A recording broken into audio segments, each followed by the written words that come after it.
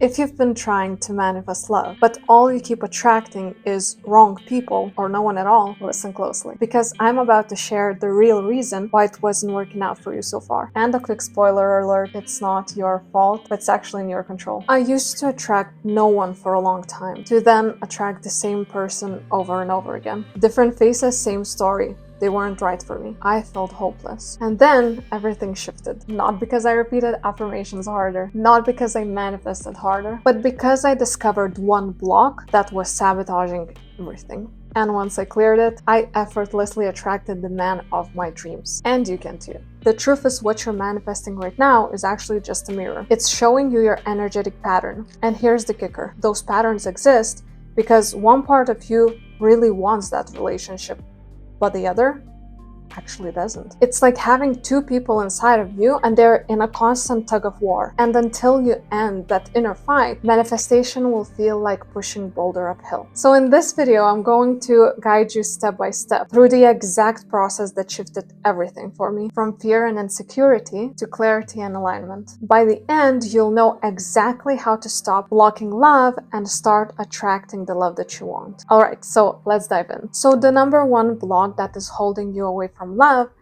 is actually fear of being alone. Sounds simple, right? But let's unpack it. So this fear, isn't just yours, it's actually ancestral. Thousands of years ago, being alone actually meant death. Humans survived in tribes, and without the tribe, you're very vulnerable. That survival instinct is still wired into you up until this day. So being single doesn't just feel uncomfortable. Your nervous system interprets it as being unsafe. And when your brain is in a survival mode, it doesn't care about happiness. It cares about safety, which is why so many people stay in relationships that are miserable, toxic, or unfulfilling. Because on a primal level, being with the wrong person feels safer than being alone. That's the cage you're in. And here's the hard truth. The universe will keep you putting face to face with this fear until you're actually going to deal with it. That is happening because universe goal is to expand. That's how we see it naturally in cosmos, right? This is how it works with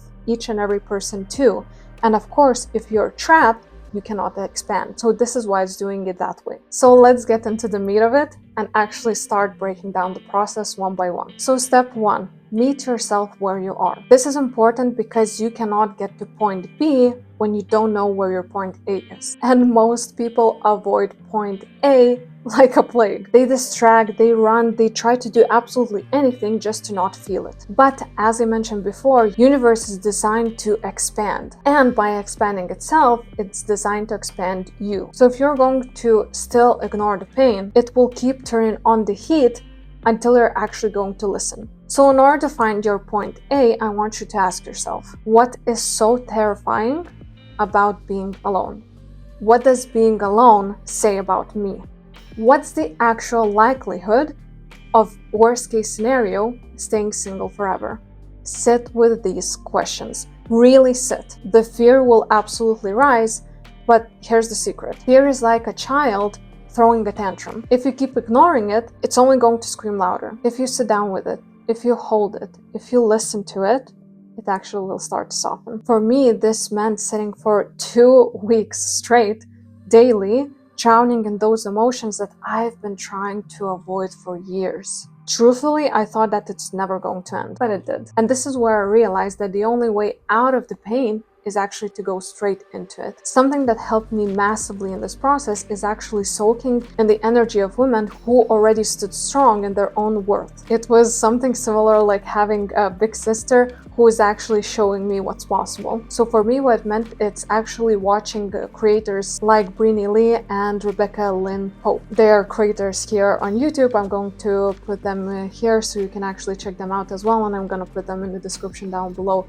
too. Even though I didn't agree with everything that was said by them as I went with my big sister, I took what really empowered me and let go of the rest. So why does this part matter so much as well? If your current environment is actually full of people who share the same blocks as you do, it's so easy to fall back on those patterns that you are trying to escape essentially. Exposing yourself to women who actually already broken through that shows you their mindset in action. And mindset is contagious. I bet that you definitely heard the saying before. You're a mix of 5 people that you spend the most time with. So by intentionally soaking in strong energy, you start to shift as those women would be actually close to you. Now, step number 2. Face the fear of relationship. So here's where it gets trickier. Because even when you go through that fear of being alone, there's actually another part of you that really doesn't want love. And that's the part that sabotages you. Think of it as if you would be working on a project with a teammate who completely disagrees with you. So what she will do absolutely everything to sabotage the plan just to prove themselves right. And this is exactly what's happening inside of you. So even if you meet someone great, you'll find ways to ruin it. Like that part of you will find ways to ruin it. So in those cases, thoughts like, he's too nice, that's suspicious. No one likes me that much, he's probably lying. If I don't please him, he will leave. That's fear talking. So this is where the shadow work comes in. So I want you to ask yourself, why don't I want a relationship? What am I afraid will happen if I get one? What do I fear of losing by getting into a relationship? What parts of myself have I abandoned in past relationships? What do I believe I'll have to sacrifice to keep love?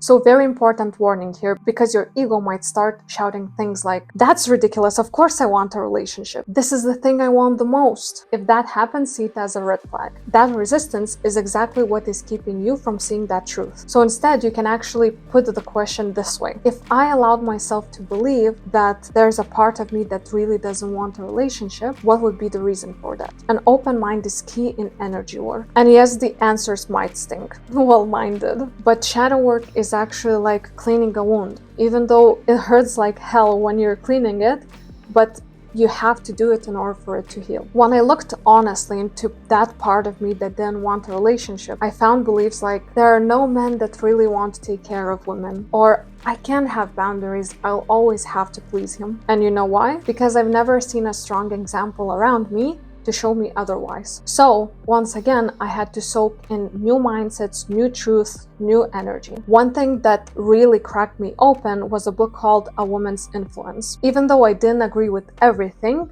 but the insights in that book completely shifted me. I saw that there are actually men who want a strong woman, and that being that woman is actually extremely beneficial for them too. For the first time, I stood firm in this truth. I either want a relationship where I'm honored, respected, loved, appreciated, either I don't want any relationship at all. And that was a huge shift. And while I was going through this whole process, of course, it's not just enough to keep yourself in the same mindset where you were before. So yet again, to addition to everything that I mentioned before, I actually used preachers that are online on YouTube, and I will share 2 of those preachers that I loved listening to, even though I'm not religious, but the energy, the messages, you really get what you need. You get that inspiration and you know that you're gonna be okay, and you keep on moving forward. And this brings us to step number 3. Get clarity on what you want. And here's a little obvious secret, but if you don't know what you want, you get what you don't want. So here I want you to make a list of non-negotiables in a relationship and something that would be nice to have. When you're going to start going into the world again, when you're going to start dating, this is going to be your internal compass. So one thing is actually to get so clear on these 2 things, but sometimes just to have as a reminder that list that you can check in with yourself, does it actually align? It's extremely valuable. This prevents you from settling while still keeping your heart actually open. If you want to go deeper into this exercise, I made another video and I'm going to attach it either here or there. I believe it's here, so you can find it and check it out as well. Step number 4. Learn to enjoy your own company. Yes, it's a cliche, but frankly, I don't care, because this is literally foundation of everything. Start dating yourself. For starters, ask yourself, as if you would be in a relationship with yourself, what do I adore about myself? What do I give effortlessly in a relationship that I would love to receive? Maybe it's your humor, maybe it's your loyalty, maybe it's how you prioritize your health, for example. Whatever it is, celebrate it. Then practice honoring yourself in small ways daily. Buy yourself flowers if you feel like you want that. Decorate your place, maybe rearrange something that feels cozier to you. Cook your favorite meal for yourself. Every time you do something for yourself, you're telling universe, I am worthy of being treated well. And the universe multiplies what you are putting your energy into. So this is essentially how you fill your cup with self-love. Step number 5, accept the reality of being single. This is the hardest step since the ancestors, as we talked before, but this is the most freeing step of all. Acceptance dissolves resistance. And when there's no resistance, you manifest. So ask yourself this very important question. If I never meet someone, how can I still live an incredible life worth living?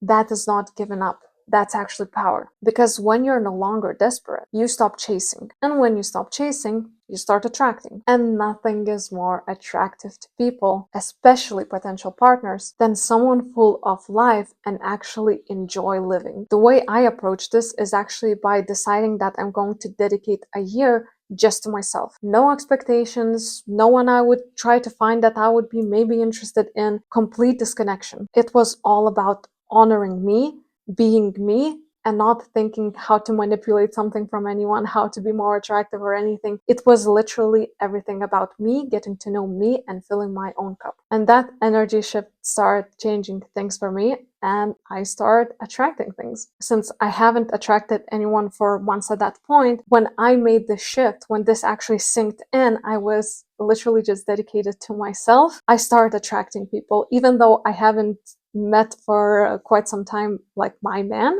but it shifted so much that I actually started getting interest out of absolutely most random places. Step number 6, tap into feeling of being loved. This step is crucial to take only after you did previous steps. Why? Because it builds on momentum. First, we let go of the idea of even needing the relationship to feeling grounded. And now we can start moving into that direction, what we want to experience energetically, meaning emotionally. So now I will want you to start tasting that feeling of love. It's crazy how small I start myself. I remember myself sitting in the balcony in my old place, and I was very miserable there for most of the time.